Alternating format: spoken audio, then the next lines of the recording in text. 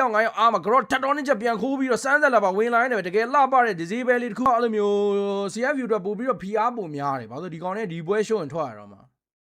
သူက၄ကောင်မှရလိုက်နေမယ်ဇင်းမှာ show သွားတာဗျာ Hiko double K နောက်မှာတော့ what do you ဆောင်လေးပဲကြံတော့နေမနောက် Hiko နေနဲ့အဲ့ what do ပဲလိုက်ပြီးတော့ရိုက်ခွဲနေနေပဲ၅ကောင်လုံးတင်း white out ပဲပြန်တာဝါတွေအကုန်လုံးတော့ Clan ကြလေးယူမရမယ်ဗျာနော်ကျွန်တော် game မဝင်တော့လည်းအရင်ကြီးလောတာမဟုတ် first law နဲ့ကတော့ပြန်တာဝါတွေအကုန်လုံးယူ second law လောက်နေမှာပဲ mega ပါညာတော့ဒါပေမဲ့ first law နဲ့တော့ဒီကောင်တွေအောက်လဲ mega ရလိုက်လားလို့ plan ခုနပွဲပြက်လို့လည်းပါပါတယ်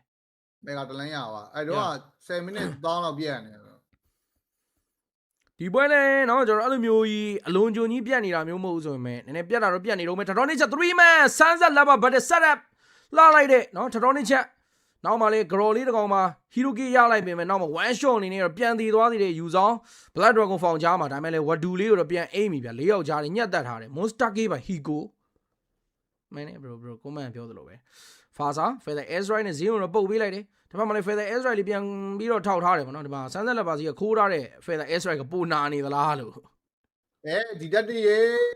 အော်လဲ the weird dragon ကဖြတ်ခဲ့နေပဲเนาะကျွန်တော်ဒီဘက်က hiko damage နဲ့တော့တည်သွားပြီ kit ပေါ်မှာ brader fighter land shaker flicker နဲ့ပြန်ကုန်တော့ landslot ရဲ့ပိုင်းချက် wadu sonata နဲ့တော့ double kit ပဲယူထားနေမယ်နောက်မှာ one shot အနေနဲ့တော့ create ကြားထဲမှာစိမ့်နေပြီ garot ထတော်နေချက်ကလာရင်နောက်မှာ bam လဲ damage